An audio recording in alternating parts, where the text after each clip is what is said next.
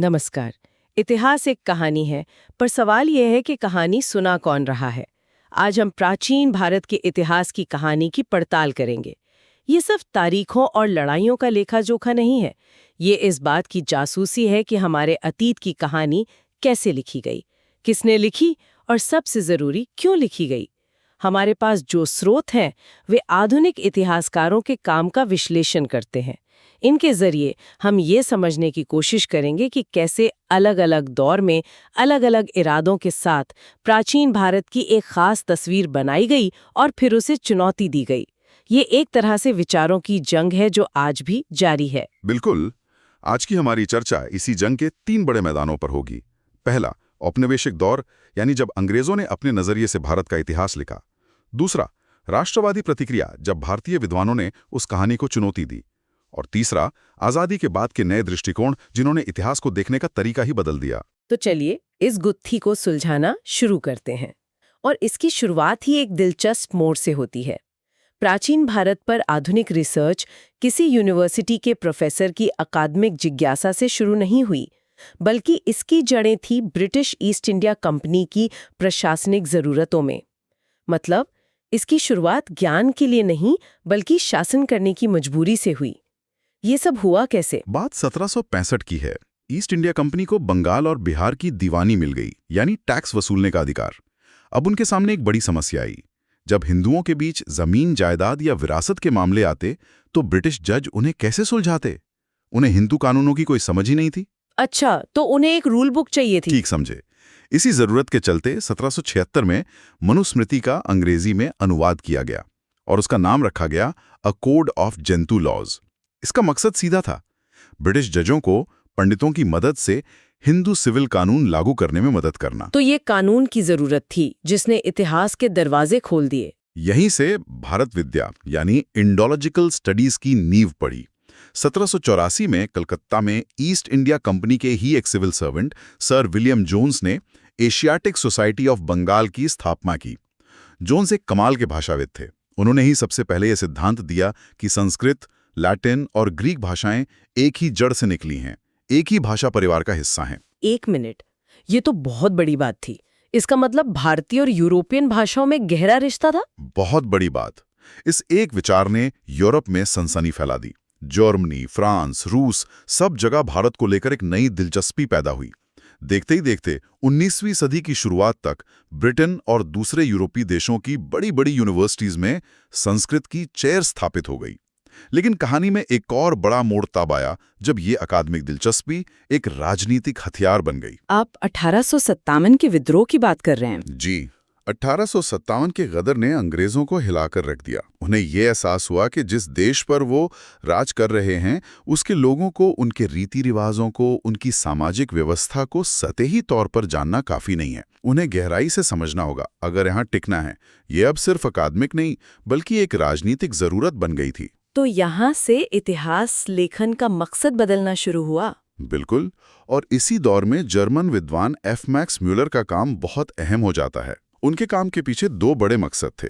एक तरफ ब्रिटिश प्रशासन, जो भारतीयों को बेहतर ढंग से समझकर उन पर बेहतर नियंत्रण रखना चाहता था। दूसरी तरफ ईसाई मिशनरी थे, जो हिंदू धर्म में कमजोरियां खोजना चाहते थे ताकि लोगों का धर्म परिवर्तन कराना आसान हो सके। ये तो बड़ा अजीब समीकरण है। एक जर्मन विद्वान जो ब्रिटिश प्रशासन और ईसाई मिशनरियों दोनों के लिए काम कर रहा था। क्या उनके काम में इन अलग-अलग मकसदों का कोई टकराव नहीं दिखता था? सवाल बहुत अच्छा है। ऊपरी तौर पे मैक्स म्यूलर भारत के ज्ञान की बहुत प्रशंसा करते थे, लेकिन उनके काम ने इन दोनों मकसदों को पूरा किया। उनके संपादन में बड़े पैमाने पर प्राचीन भारतीय ग्रंथों का अंग्रेजी में अनुवाद किया गया। Secret books of the east नाम की एक जबरदस्त सीरीज निकाली गई, जिसमें 50 खंड थे। लेकिन अनुवाद करना एक बात है और उसकी व्याख्या करके एक पूरी सभ्यता की तस्वीर बनाना बिल्कुल दूसरी। और उन्होंने भारत की क्या तस्वीर बनाई? किस तरह की धारणाएं गढ़ी गईं? उन्होंने कुछ ऐसी मोटी मोटी धारणाएं बनाई जो दशकों तक चलती रहीं। पहली, कि प्राचीन भारतीयों में इतिहास की समझ ही नहीं थी। इसका क्या मतलब हुआ कि उन्हें तारीखें याद नहीं रहती थीं?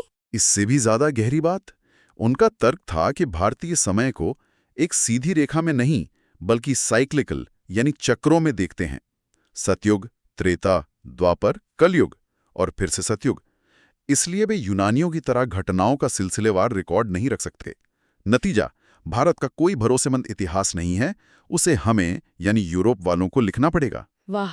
तो पहले उन्होंने कहा कि आपके पास इतिहास नहीं है, फिर कहा कि चलिए हम आपके लिए लिख देते हैं, और दूसरी धारणा क्या थी? दूसरी, कि भारतीय हमेशा से तानाशाही या निरंकुश शासन के आदी रहे हैं। यहाँ हमेशा एक राजा या सम्राट होता था जिसकी मर्जी ही कानून थी। लोकतंत्र या स्वशासन जैसी कोई अवधारणा यहाँ कभी थी ही नहीं। मैं समझ रही हूँ ये बात कहाँ जा रही है। अगर भारतीय हमेशा से तानाशाही के आदी हैं, तो अंग्रेजों का वाइसरॉय भी कोई नई चीज नहीं है, बस एक नया राजा है। बिल्कुल। तीसरी धारणा ये थी कि भारतीय लोग अध्यात्म और परलोक की समस्याओं में इतने डूबे रहते हैं कि उन्हें इस दुनिया की भौतिक समस्याओं की कोई चिंता ही नहीं है। मतलब अदरवर्ल्डली होने का ठप्पा लगा दिया कि ये लोग तो बस मोक्ष और आत्मा परमात्मा की बातें करते हैं, सड़क बिजली पानी जैसी चीजों से इन्हें कोई मतलब नहीं। तो इस दुनिया में उनका ख्याल रखने के लिए हम मौजूद हैं? ये तो एक बहुत ही सोचा समझा वैचारिक प्रोजेक्ट लगता है। ये एक वैचारिक प्रोजेक्ट ही था, और इन सभी धारणाओं का सबसे बड़ा उदाहरण है विंसेंट आर्थर स्मिथ की 1904 में आई किताब अर्ली हिस्ट्री ऑफ इंडिया।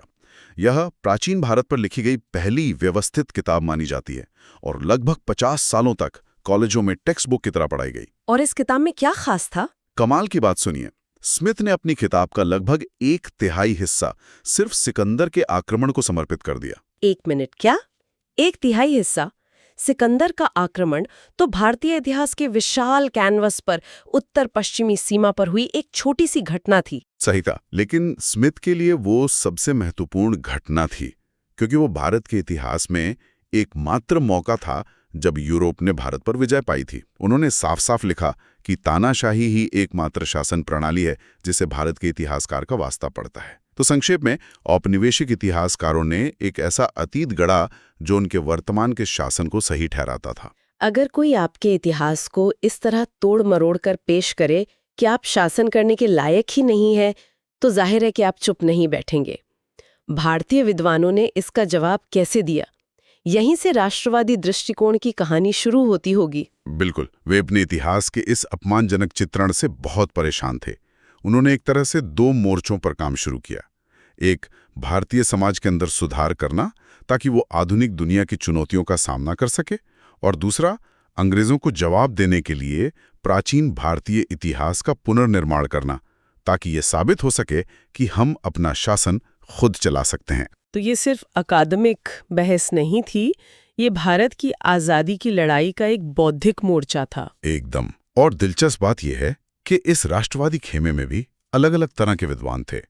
कुछ बेहद तर्कवादी और सुधारवादी थे, जैसे राजेंद्र लाल मित्र। उन्होंने प्राचीन समाज का एक बहुत ही तर्कसंगत विश्लेषण किया और उस जमाने में ये लिखने की हिम्मत की कि प्राचीन काल में लोग गोमांस खाते थे। ये लिखना उस समय के हिसाब से तो बहुत बड़ी बात रही होगी, न सिर्फ अंग्रेजों के लिए बल्कि भारत के रूढ़िवादी समाज के लिए भी। यकीनन। फिर आरजी भंडारकर जैसे महान समाज सुधारक थे। उन्होंने दक्कन के सातवाहनों का राजनीतिक इतिहास तो लिखा ही, लेकिन साथ ही अपने शोध का इस्तेमाल विधवा पुनर्विवाह का समर्थन करने और बाल विवाह जैसी कुरीतियों की आलोचना करने के लिए भी किया। उनका काम सिर्फ अतीत को जानना नहीं बल्कि वर्तमान को सुधारना भी था। मतलब ये लोग इतिहास को सिर्फ एक कहानी की तरह नहीं देख रहे थे, बल्कि समाज को बदलने के एक औजार की तरह इस्तेमाल कर रहे थे। बिल्कुल। और वीके राजवाड़े जैसे जुनूनी विद्वान भी थे जो मराठा के गांव-गांव घूमे, संस्कृत की पांडुलिपियां और मराठा इतिहास के स्रोत इकट्ठे किए। उन्होंने सिर्फ राजाओं का इतिहास नहीं लिखा, बल्कि मराठी में विवाह संस्था के इतिहास पर एक ऐसी कालजयी किताब लिखी जो आज भी मिसाल मानी जाती है। ये तो हुआ सामाजिक और सांस्कृतिक पक्ष, लेकिन उस बड़े राजनीतिक आरोप का क्या कि भारतीय तानाशाही के आदी हैं और उन्हें शासन करना नहीं आता? उस आरोप का जवाब देना सबसे जरूरी था।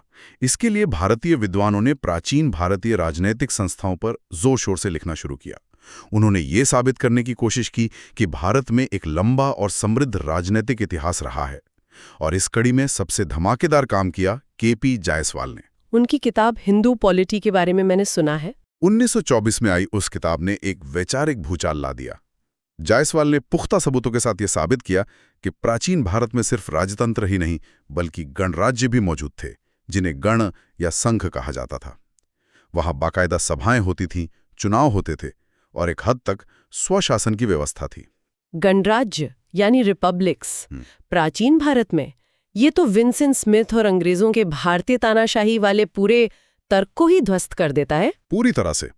ये एक जबरदस्त बौद्धिक पलटवार था। जायसवाल एक तरह से कह रहे थे, आप हमें स्वशासन सिखाने की बात करते हैं, हम ये तब से कर रहे हैं जब आपके यहाँ संसद की कल्पना भी नहीं की गई थी। इसने भारतीय स्वतंत्रता सेनानियों को एक मजबूत ऐतिहासिक आधार दिया। लेकिन क्या इस दृष्टिकोण में भी कोई खामी थी? मतलब अंग्रेजों को जवाब देने के चक्कर में क्या राष्ट्रवादी इतिहासकार अपने अतीत को कुछ ज्यादा ही सुनहरा दिखाने लगे थे? एक तरह की ओवर करेक्शन? यह एक बहुत ही जरूरी सवाल है और इसका जवाब है हाँ, ऐसा हुआ। इतिहास लेखन कभी भी पूरी तरह से निष्पक्ष नहीं हो सकता।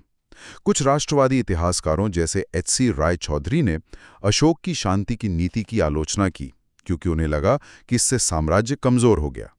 इसमें ब्राह्मणवाद की एक हल्की सी झलक दिखती है। आर.सी. मजूमदार जैसे इतिहासकारों के लेखन में हिंदू पुनरुत्थानवाद का तत्व और भी मजबूत था। और क्या कोई भौगोलिक सीमा भी थी? हाँ, एक बड़ी कमी ये थी कि इन इतिहासकारों का ध्यान ज्यादातर उत्तर भारत के साम्राज्यों पर ही केंद्रित रहा। दक्षिण भारत के गौरवशाली इतिहास पर उतना ध्यान नहीं दिया गया, सिवाय कुछ दक्षिण भारतीय इतिहासकारों जैसे के.ए. नीलकंठ शास्त्री के काम के। तो राष्ट्रवादी दृष्टिकोण ने औपनिवेशिक झूठ का पर्दाफाश तो किया, लेकिन वो खुद भी अपने समय की राजनीति और पूर्वाग्रहों से पूरी तरह आजाद नहीं था। तो अब तक हमारे पास दो बड़े खेमे हैं। एक औपनिवेशिक नजरिया जो कहता है कि भारतीय शासन करने में अक्षम है, और दूसरा राष्ट्रीयवादी नजरिया जो कहता है कि हमारा अतीत महान था। ये तो विचारों की सीधी टक्कर है। क्या कोई इस लड़ाई से बाहर निकलकर भी इतिहास को देख रहा था? बिल्कुल, और यहीं से कहानी में तीसरा और शायद सबसे दिलचस्प मोड़ आता है। आज़ादी के आसपास इतिहास का फोकस धीरे धीरे राजनीति, राजाओं और युद्धों से हटकर समाज, संस्कृति और आम आदमी की तरफ जाने लगा। तो इतिहास अब सिर्फ कौन जीता कौन हारा की कहानी नहीं रहा। नहीं, इस बदलाव की एक बड़ी मिसाल ए.एल. बाशम की 1951 में आई किताब the wonder that was India को माना जा सकता है। बाशम एक ब्रिटिश इतिहासकार थे, लेकिन उनका नजरिया विंसेंट स्मिथ जैसे लोगों से जमीन आसमान का फर्क रखता था। उनकी किताब में औपनिवेशिक पूर्वाग्रह नहीं थे। ये प्राचीन भारतीय संस्कृति और सभ्यता का एक बहुत ही सहानुभूतिपूर्ण और विस्तृत सर्वेक्षण था। इसमें राजनीति से परे जाकर भारत के सामाजिक, सांस्कृतिक और बौद्धिक जीवन की एक समृद्ध तस्वीर पेश की गई। तो ये सिर्फ राजाओं के बारे में नहीं थी, बल्कि इस बारे में थी कि लोग कैसे रहते थे, क्या सोचते थे, क्या विश्वास करते थे। एकदम। लेकिन असली क्रांतिकारी बदलाव एक भारतीय विद्वान के काम से आया जिनका नाम था डी.डी. कोसाम्बी। कोसाम्बी ने भारतीय इतिहास को समझने का एक बिल्कुल नया औजार पेश किया। एक गणितज्ञ जो इतिहासकार बन गया, ये तो बहुत ही अनोखा मेल है। उनके नजरिए में क्या अलग था? उनका नजरिया कार्ल मार्क्स के लेखन से प्रेरित था। उन्होंने इतिहास की भौतिकवादी व्याख्या की। मतलब उन्होंने राजाओं की वंशावली या युद्ध की तारीखों पर ध्यान नहीं दिया। उन्होंने पूछा कि समाज में उत्पादन कैसे होता था, जमीन पर किसका नियंत्रण था, व्यापार के रास्ते कौन से थे, नए नए औजारों के आने से समाज कैसे बदला। अच्छा, तो वो इतिहास को ऊपर से यानी राजा के सिंहासन से नहीं, बल्कि नीचे से यानी खेत और कारखाने के स्तर से देख रहे थे। आपने बिल्कुल सही पकड़ा। उनकी 1957 में आई किताब an introduction to the study of Indian history एक मील का पत्थर है। उन्होंने पहली बार प्राचीन भारत के इतिहास को उत्पादन के साधनों और सामाजिक संबंधों के विकास के रूप में देखा। उन्होंने दिखाया कि कैसे आदिवासी कबीले धीरे धीरे खेती करने वाले समाज में बदले, कैसे जातियों का उदय हुआ और कैसे इन सामाजिक और आर्थिक बदलावों ने धर्म और संस्कृति को भी एक नया रूप दिया। ये आम लोगों के जीवन का इतिहास था। तो ये एक तरह से इतिहास की परिभाषा को ही बदल रहा था। इतिहास अब सिर्फ घटनाओं का नहीं, बल्कि प्रक्रियाओं का अध्ययन बन गया। हाँ, ये इतिहास को देखने का एक क्रांतिकारी तरीका था जिसने बाद की कई पीढ़ियों के इतिहासकारों को प्रभावित किया। ये सफर बहुत दिलचस्प रहा है। हमने औपनिवेशिक जरूरतों से शुरू किया, राष्ट्रवादी जवाब तक पहुंचे और फिर सामाजिक आर्थिक इतिहास की गहराई में उतरे। ये सब हमें आज कहाँ लाकर खड़ा करता है? आज के दौर में इतिहासकारों के सामने सबसे बड़ी चुनौती क्या है? आज ज्यादातर इतिहासकार सामाजिक, आर्थिक और सांस्कृतिक प्रक्रियाओं को समझने और उन्हें राजनीतिक विकास से जोड़ने पर जोर देते हैं। लेकिन आज एक नई और बड़ी चुनौती भी है जिसे हमारे स्रोत सांप्रदायिक दृष्टिकोण या कम्युनल अप्रोच कहते हैं। ये नजरिया खासतौर पर 1980 के दशक के बाद उभरा है। ये औपनिवेशिक या राष्ट्रवादी दृष्टिकोण से कैसे अलग है? ये कई मायनों में अलग है और इसकी कुछ खास पहचानें हैं। पहली, ये प्राचीन भारत की पहचान को केवल और केवल हिंदू धर्म से जोड़कर देखता है। ये उस दौर की बाकी सभी विविधताओं जैसे बौद्ध, जैन, आजीविक और अनगिनत स्थानीय परंपराओं को नजरअंदाज कर देता है। लेकिन प्राचीन भारत तो अपनी इसी विविधता के लिए जाना जाता था। उसे एक अकेले रंग में रंगना तो इतिहास को समतल करने जैसा हुआ। बिल्कुल। दूसरी पहचान है मिथकों और पौराणिक कथाओं को बिना किसी ऐतिहासिक साक्ष्य के सच मानकर पेश करना। एक पेशेवर इतिहासकार के लिए साक्ष्य सबसे जरूरी होता है, चाहे वो पुरातत्व से मिले, सिक्कों से या शिलालेखों से। लेकिन ये दृष्टिकोण आस्था और कथा को ही इतिहास मान लेता है। और इसका मकसद क्या होता है? इसका एक राजनीतिक मकसद होता है। जैसे एक तर्क ये दिया जाता है कि इंडो आर्यन भारत के ही मूल निवासी थे। इस तर्क के पीछे का उद्देश्य अक्सर ये साबित करना होता है कि भारत में सिर्फ एक ही समूह मूल निवासी है और बाद में आए मुसलमान और ईसाई विदेशी हैं। यह इतिहास का इस्तेमाल वर्तमान में समाज को बांटने के लिए करना है। ये तो बहुत ही गंभीर बात है। जब इतिहास का ऐसा इस्तेमाल हो रहा हो तो एक इतिहासकार की जिम्मेदारी क्या बनती है? यही आज का सबसे बड़ा सवाल है। इतिहासकारों की जिम्मेदारी है कि वे अपने पेशेवर मानकों पर टिके रहें, तर्क और साक्ष्य पर आधारित रहें। स्रोत हमें एक बहुत ही दिलचस्प बात बताते हैं। हिंदू या हिंदू धर्म जैसे शब्द आपको किसी भी प्राचीन संस्कृत ग्रंथ में नहीं मिलेंगे। ये शब्द बहुत बाद में बाहरी लोगों द्वारा इस भौगोलिक क्षेत्र के लोगों के लिए इस्तेमाल किए गए। मतलब जिस पहचान को आज इतना प्राचीन बताया जा रहा है, वो शब्द खुद उतना प्राचीन नहीं है। सही बात है। इसलिए आज असल संघर्ष तर्कवाद और व्यावसायिकता बनाम सांप्रदायिकता और अतार्किकता के बीच है। इतिहासकार का काम किसी विचारधारा को सही साबित करना नहीं, बल्कि सबूतों के आधार पर अतीत की सबसे तर्कसंगत और ईमानदार तस्वीर पेश करना है, चाहे वो तस्वीर किसी को पसंद आए या ना है। तो आज हमने देखा कि प्राचीन भारत का इतिहास लिखना कोई सीधी साधी एकेडमिक कसरत नहीं रही है। ये एक लंबा सफर रहा है, अंग्रेजों की प्रशासनिक सुविधा से शुरू होकर एक राष्ट्र की आत्मा को जगाने वाली राष्ट्रवादी प्रतिक्रिया तक, फिर समाज की गहराइयों में उतरने वाले आर्थिक विश्लेषण से होते हुए आज सांप्रदायिक व्याख्याओं की चुनौतियों तक। और ये स्रोत हमें एक सबसे बड़ी बात सिखाते हैं कि इतिहास लिखना कभी भी एक तटस्थ या निर्दोष काम नहीं होता है। ये हमेशा हमारे आज के सवालों, हमारी आज की ज़रूरतों और हमारी आज की राजनीति से आकार लेता है। इसलिए विचार करने के लिए अंतिम सवाल सिर्फ ये नहीं है कि अतीत में क्या हुआ था, बल्कि शायद ज़्यादा ज़रूरी सवाल ये है कि ये कहानी कौन बता रहा है और वे इसे ठीक अभी इसी वक्त क्यों बता रहे हैं।